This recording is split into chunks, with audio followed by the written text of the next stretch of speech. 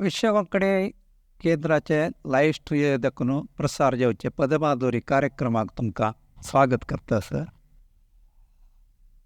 आमी अशीची माड्ड्या तोट्यांत हांव आनी म्हगेलो दोस्त भोंवत आशिल्लो तो केरळा.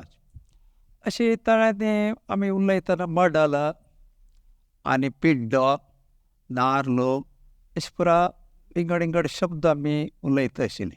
तितले म्हणटना हांगा आमगेले स्थळीय भाशेंत चप्परिग म्हणटाचे ते म्हळ्यार हे नारळाचे भिंगरा दाखून ताका एक कवर आसता अशी केदक शे म्हाका ते सुकून मागीर माड्ड्यार दाखून कोयर जावन आमी तो घालताचे.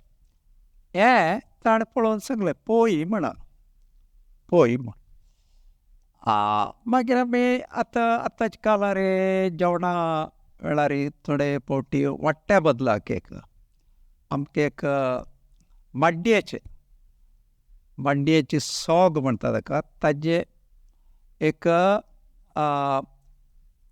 कवर ताका ओवर कवर इंग्लिशान म्हणटा आमी वयले धमपणे ते पोया पोय.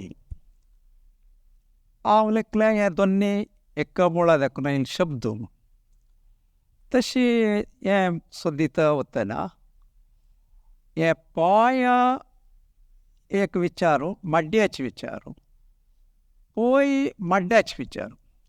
माड्ड्यांत भिंगार आमी पळयला भिंगार मागीर तांतूची नारळ जावचे मुखार ताका एक कवर करचे खातीर ताका आमी ओवर कवर म्हणयात तेजे शीत म्हणटात इंग्लिशांत.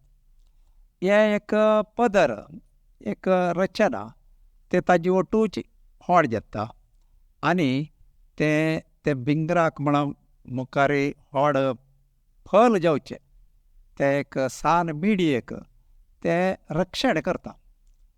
हाचे खंय दाखून हे शब्द आयलो म्हळ्यार हाका प्ररोह म्हणलें संस्कृता दाखून मागीर ते हाका प्राकृताक येवन अशी एक आयलें. आतां आमी पोय म्हणटना ते प्ररोहा दाखून येयले न्हय ते प्रवार म्हणलें तेजे प्रावर म्हणलें एक शब्दा दाखून आयलो.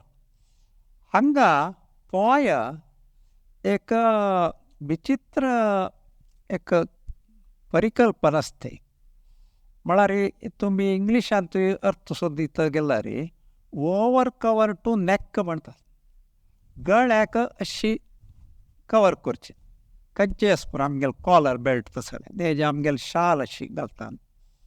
हे तुमी आमी माड्ड्येंत पळयल्यार माड्ड्येर वयरी ताजे सोगो ताजे पान आसता आनी ताजे मुळांत ते फप्पळ सोडचे कडेन हे पानाचे मूळ ताका अशी फटोवन धरली वरी ते फप्पळाचे मिडयेक अशी फटोवन धरली वरी गट्टी धोरण गळ्या धोरण आशिल्ले वरी दिसता.